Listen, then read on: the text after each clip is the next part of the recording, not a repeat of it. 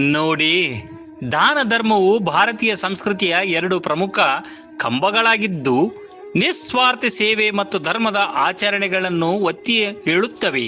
ದಾನವು ಕೇವಲ ಸಹಾಯವಲ್ಲ, ಅದು ಸ್ವಾರ್ಥವನ್ನು ತೊಡೆದುಹಾಕುವ ಆಧ್ಯಾತ್ಮಿಕ ಅಭ್ಯಾಸವಾಗಿದೆ. ದಾನ ಮಾಡುವ ಗುಣ ನಿನ್ನಲ್ಲಿ ಇಲ್ಲ ಅಂದ್ರೆ ನೀನು ದೇವರಿಗೆ ಎಷ್ಟೇ ಕೈ ಮುಗಿದು ಬೇಡಿಕೊಂಡರೂ ದೈವ ನಿನ್ನನ್ನು ಕಾಪಾಡುವುದಿಲ್ಲ. ಕಷ್ಟದಲ್ಲಿ ಇರುವವರಿಗೆ ಸಹಾಯ ಮಾಡುವುದೇ ನಿಜವಾದ ಧರ್ಮ. ಅದೇ ಜೀವನದ ಸಾರ್ಥಕತೆ. ನೀವು ಗಳಿಕೆಯಿಂದ ಜೀವನವನ್ನು ನಡೆಸುತ್ತೀರಿ, ಆದರೆ ನೀವು ಇತರರಿಗೆ ಕೊಡುವ ದಾನದಿಂದ ನಿಮ್ಮ ಜೀವನದ ಅರ್ಥವನ್ನು ನಿರ್ಮಿಸುತ್ತೀರಿ. ಧರ್ಮವು ಕೇವಲ ಪೂಜೆ ಪುರಸ್ಕಾರಗಳಿಗೆ ಸೀಮಿತವಾಗಿಲ್ಲ, ಅದು ಮಾನವೀಯತೆಯ ಸೇವೆಯಾಗಿದೆ.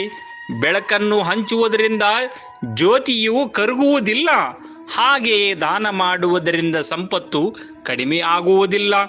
ನಿಮ್ಮ